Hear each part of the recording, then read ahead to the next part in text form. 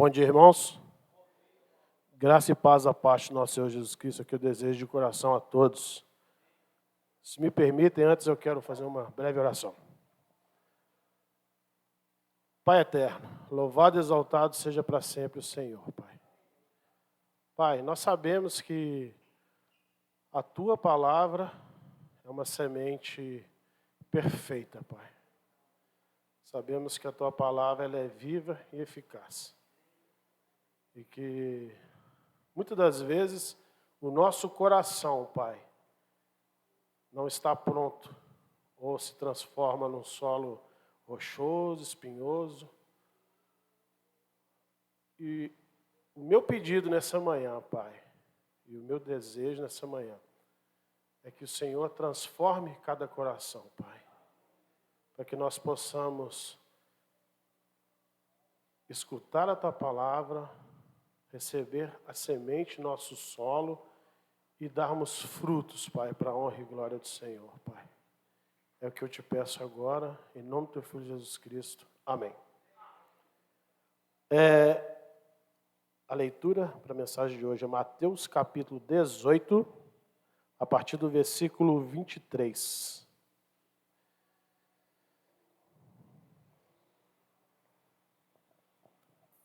Mateus capítulo 18,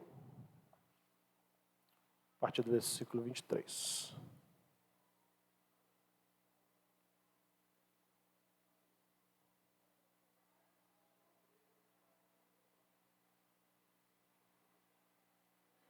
Todos acharam? Vamos ver. Porque o reino do céu é como um rei que resolveu fazer um acerto de conta com seus empregados. Logo no começo trouxeram um que lhe devia milhões de moedas de prata. Mas o empregado não tinha dinheiro para pagar. Então, para pagar a dívida, o seu patrão, o rei, ordenou que fossem vendidos como escravos o empregado, a sua esposa e os seus filhos, e que fosse vendido também tudo o que ele possuía. Mas o empregado se ajoelhou diante do patrão e pediu: tenha paciência comigo e eu pagarei tudo ao Senhor. O patrão teve pena dele, perdoou a dívida e deixou que ele fosse embora. O empregado saiu e encontrou com um de seus companheiros de trabalho que lhe devia 100 moedas de prata. Ele pegou esse companheiro pelo pescoço e começou a sacudi-lo, dizendo: pague o que me deve. Então o seu companheiro se ajoelhou e pediu: tenha paciência comigo e eu lhe pagarei tudo. Mas ele não concordou. Pelo contrário, mandou pôr o outro na cadeia até que pagasse a dívida. Quando os outros empregados viram o que havia acontecido, ficaram revoltados e foram contar tudo para o patrão. Aí o patrão chamou aquele empregado e disse: empregado miserável, você me pediu e por isso eu perdoei tudo que você me devia. Portanto, você deveria ter pena do seu companheiro, como eu tive pena de você. O patrão ficou com muita raiva e mandou o empregado para a cadeia, a fim de ser castigado até que pagasse toda a dívida. E Jesus terminou dizendo: é isso o que o meu Pai, que está no céu, vai fazer com vocês, se cada um não perdoar sinceramente o seu irmão.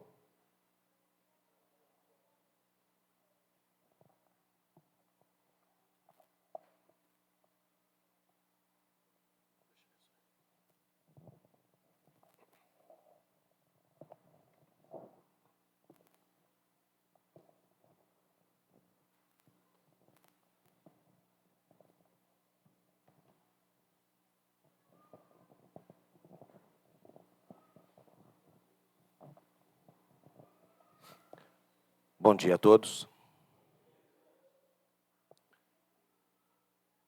Vamos orar.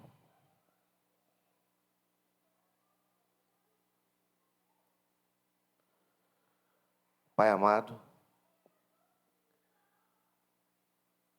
estamos aqui, ó Pai, diante do Teu trono, Senhor, para ouvirmos o que o Teu Espírito Santo quer falar aos nossos corações nessa manhã, Pai.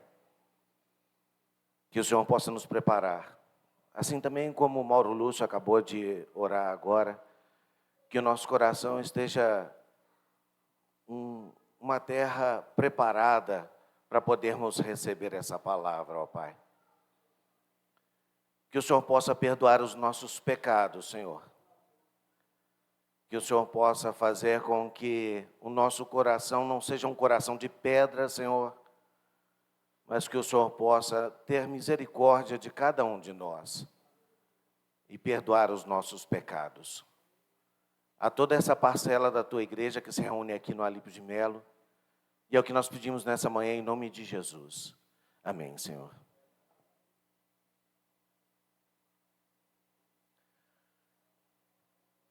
Queria trazer para os irmãos essa manhã sobre a parábola do credor incompassivo. Essa também é uma parábola que pode ser chamada da parábola do servo malvado, a parábola do servo mau. E ela fala sobre um credor. Um credor é a quem ou a que se deve dinheiro ou qualquer outro valor. Então, se você está devendo para alguém, ele é o seu credor. Eu coloquei essa imagem porque eu acho que ficou interessante o rei falando lá com o servo dele, e depois o próprio servo foi cobrar de um conservo, de forma totalmente diferente do que o rei havia feito com ele. O contexto dessa passagem, mais cedo, Jesus ele estava falando sobre perdão e reconciliação com o irmão. E ele estava deixando aquele lugar, a Galileia, e partindo para Pérea. E essa parábola serviu de resposta de um questionamento de Pedro acerca do perdão. Lá em Mateus capítulo 18, versículo 21, Pedro falou assim com Jesus: Senhor, até quantas vezes meu irmão pecará contra mim que eu lhe perdoe? Até 7 vezes?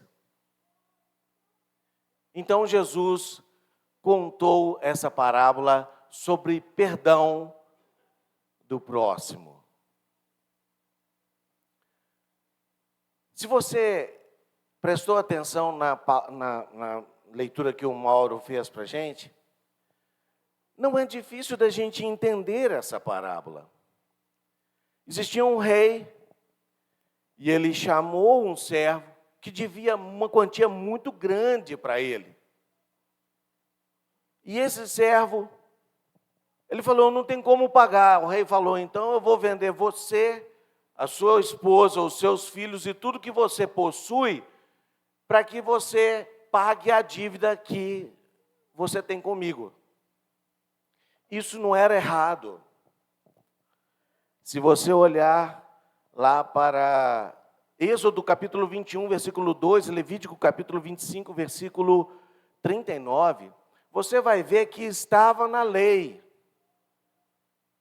Naqueles dias, era correto fazer isso, cobrar uma dívida vendendo. Ele praticamente ficaria como escravo daquele credor durante um período, para que ele pudesse pagar a dívida. Só que aquele servo, o que ele fez? Ele implorou para o rei, para que o rei não cobrasse aquela dívida. O que o rei fez? O rei compadeceu. Ele teve compaixão. E ele falou, ok, você me pediu, e eu sei que a gente não vai conseguir chegar num acordo, você não vai conseguir me pagar, porque a dívida é muito grande. Está perdoada a sua dívida. Saiu dali aquele servo, passando pela rua, encontrou um conservo. A palavra de Deus fala um conservo, que era um servo desse servo. E ele devia uma quantia irrisória. Era muito menor do que aquele devia para o rei. E ele pegou, deu um safanão, aquela imagem eu acho que fica muito interessante. Ele dá um safanão no camarada e fala assim: você está me devendo, paga o que você me deve.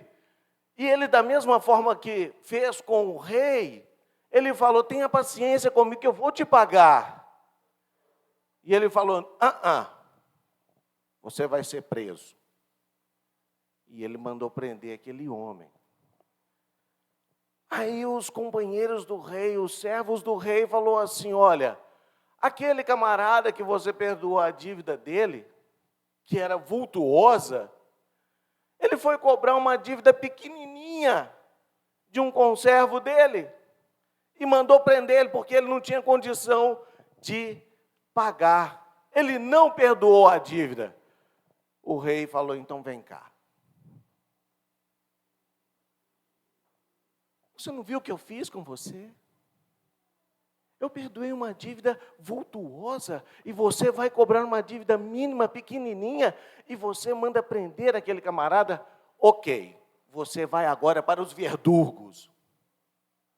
E aí ele vai ter uma vida pior do que ele teria se fosse somente preso, como o rei falou no começo, ele, a sua família, os seus filhos, e pegasse tudo que ele tinha.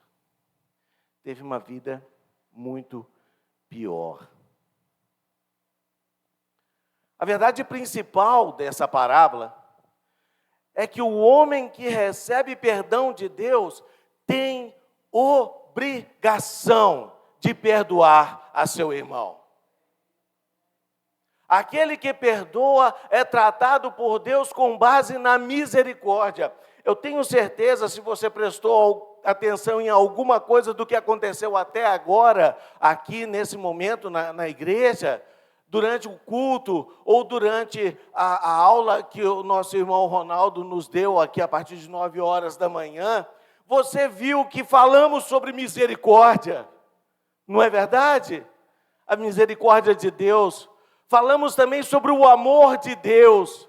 Falamos sobre a benignidade de Deus. Nós sempre falamos aqui nessa congregação sobre Deus ser um ser longânimo, que Ele não quer que ninguém se perca. Aquele que perdoa é tratado por Deus com base na misericórdia. Algumas pessoas, eles querem e eles acham que Deus é somente amor, é somente benignidade, bondade, misericórdia. Mas existe um outro lado de Deus também, que é a justiça. Aquele que não perdoa não tem o direito de esperar mais do que um estrito julgamento contra o seu pecado. O significado principal dessa parábola é demonstrar a importância de ter um espírito generoso, que está disposto a demonstrar misericórdia àqueles que o ofendem. O mínimo que se espera daquele que foi perdoado é que também demonstre perdão. Na verdade, um coração que não perdoa também não é um coração perdoado. Irmãos, falar de perdão não é fácil. Alguém aqui já passou por uma experiência de conseguir perdoar alguém que tinha ofendido ele? Levanta a sua mão, por favor. O perdão faz muito bem. Principalmente a pessoa que perdoa. Porque quando você é ofendido, isso te machuca, isso dói. E é com você. Às vezes é algo pequenininho assim para alguém, mas para você é desse tamanho. Para você te ofendeu muito. Às vezes uma palavra mal colocada de alguém, fala assim: opa, por que o João falou isso de mim? O Antônio estava dando um testemunho hoje de manhã, durante a aula, ele falando que ele foi tentar conversar com o irmão não está querendo nem conversar mais com ele, porque talvez ele tenha entendido mal, ele tenha entendido de forma errada aquilo que o Antônio tentou falar com ele. E agora criou-se um problema. Precisa ter perdão, irmãos. Precisa haver perdão no coração de todos nós cristãos. Nós precisamos aprender a perdoar, conforme a misericórdia de Deus. As figuras dessa parábola, o rei, a figura é Deus. Os servos, somos nós, servos de Deus. As contas, todo servo de Deus deve a Deus. Todos são pecadores e devem as suas vidas a Deus. É verdade ou não é, irmãos? O que devia 10.000 talentos, eu tentei fazer uma pesquisa rapidamente e algumas pessoas falam que até um pouco mais do que isso, mas prestem atenção, se a gente trabalhasse nessa situação, uma soma inimaginável, cerca de 60 milhões de reais. Alguém aqui tem 60 milhões de reais agora para pagar uma dívida? 60 milhões de reais é aquele servo devia para o rei. Quando ele chegou lá e falou: olha, rei, tenha paciência. A senhora tem, dona Ana? Por favor, depois a gente podia conversar mais tarde. Talvez a gente possa chegar num acordo. 60 milhões de reais. É muita grana. É uma dívida muito grande. O preço que o pecador deve a Deus é incalculável. Deve ser perdoado porque não é possível pagá-lo. Quem é que já passou pelas águas do batismo falando assim: eu já paguei tudo que eu devia, eu só estou fazendo uma proforma aqui, porque tem pessoas, quando você vai evangelizar, ele fala assim: eu vou corrigir toda a minha vida primeiro, para depois me batizar. Não é isso. O evangelho não é isso. Você precisa se render a Jesus, porque só Ele tem condição de pagar a nossa dívida. A dívida da nossa vida. É a sua vida, que lá na cruz Jesus rendeu o sangue dele. Foi para a sua vida. Olha como que você tem um valor tão grande. O preço é muito alto. Não brinque de ser cristão. Não brinque de cristianismo. Não brinque de perdão de Deus.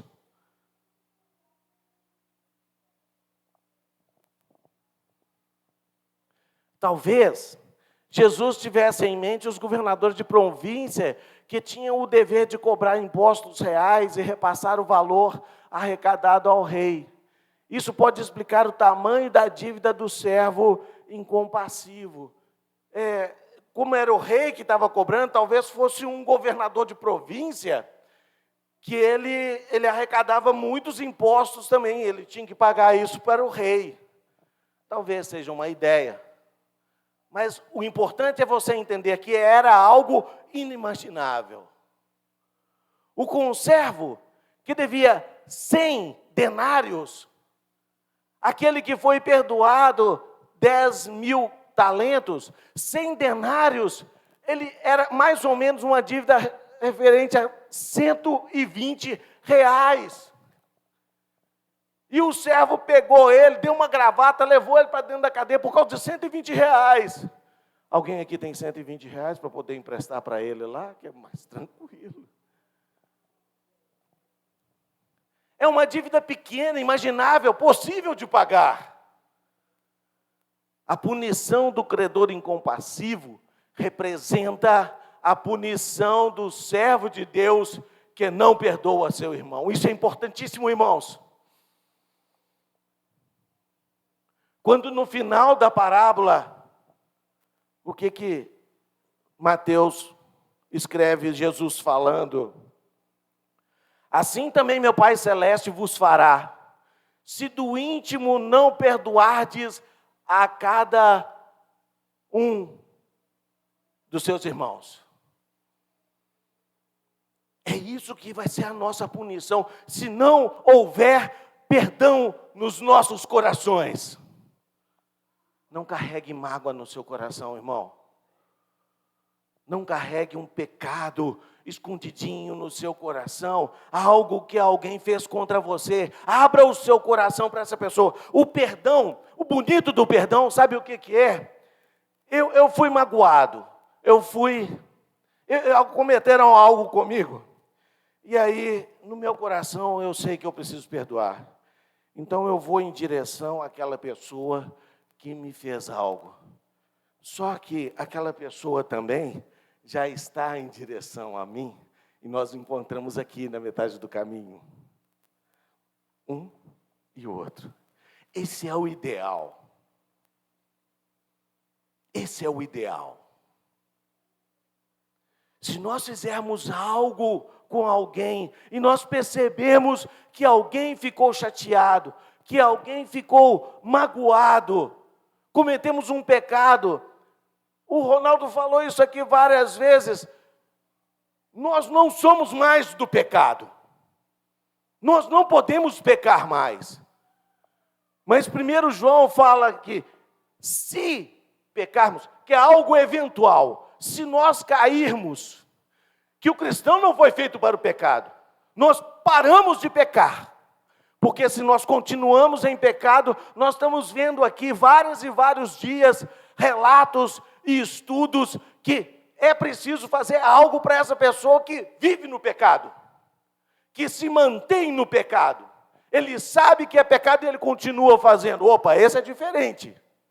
Mas quando nós damos aquela escorregada e pecamos, nós temos um advogado junto ao Pai, Jesus. E é Ele que nós temos que recorrer. Porque nós não temos condição de chegar diante do Pai e falar com Ele, Senhor, olha para mim e tal. É Jesus que joga a capa dele em cima de nós. Sabe aquela beca que os ministros usam lá no STF? É como se fosse isso, só que é de Jesus. Ela é vermelhinha, com o sangue dele. E quando joga em cima de nós, ela fica branquinha, porque não tem mais pecado. Ela fica branca. A interpretação dessa parábola, o servo de Deus foi perdoado de pecado punível de morte. O pecador não tem nenhuma possibilidade de redimir a si mesmo da dívida do pecado. O preço é alto demais para se pagar.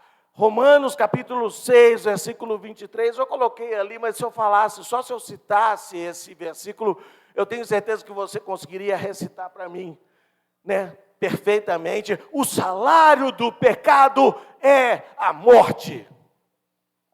Então, quando nós pecamos, nós estamos punidos de morte. Ainda cristãos, se pecamos, o nosso salário é a morte. Mas nós temos um advogado junto ao Pai. Está vendo que beleza que é a coisa?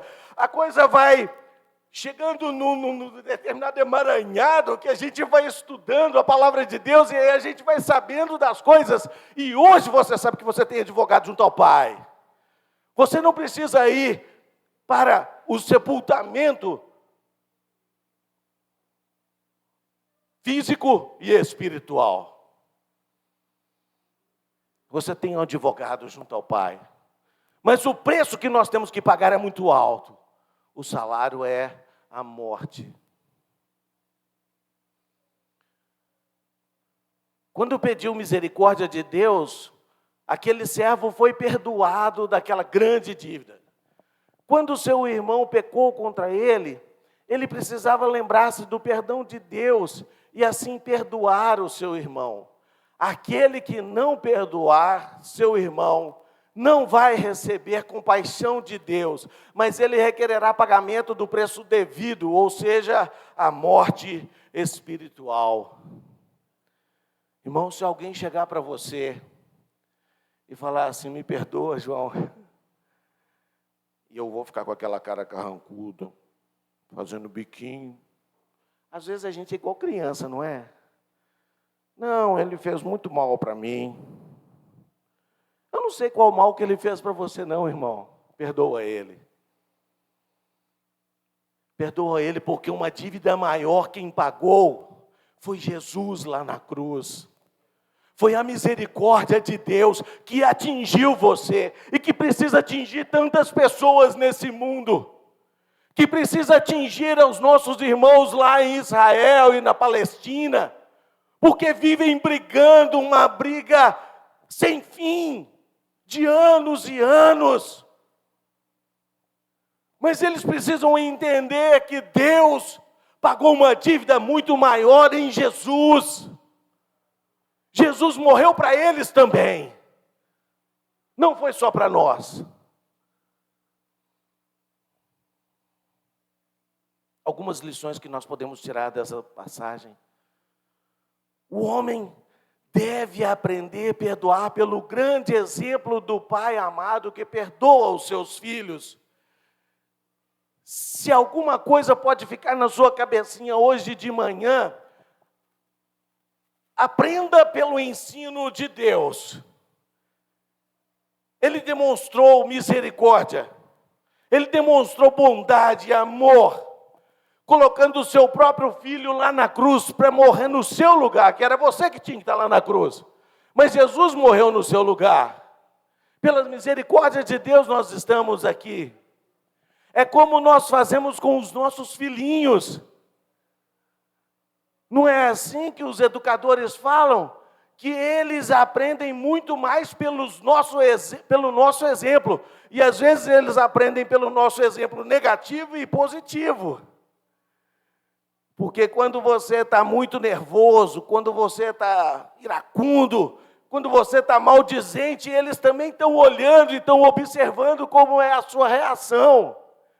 E às vezes os nossos filhos fazem algo que a gente fala assim, opa, que é isso? É porque ele viu você fazendo. E ele está te imitando.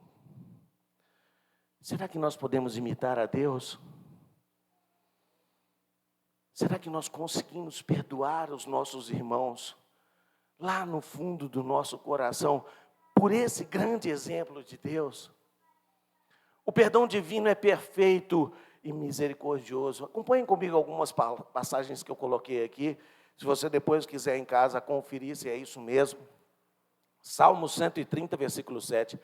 Espere, Israel, no Senhor, pois no Senhor há misericórdia, nele copiosa redenção.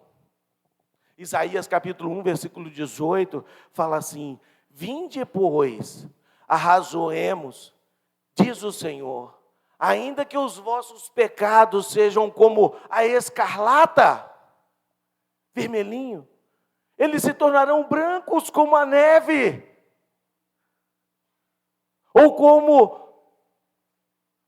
ou ainda que sejam vermelhos como o carmesim, se tornarão como a lã.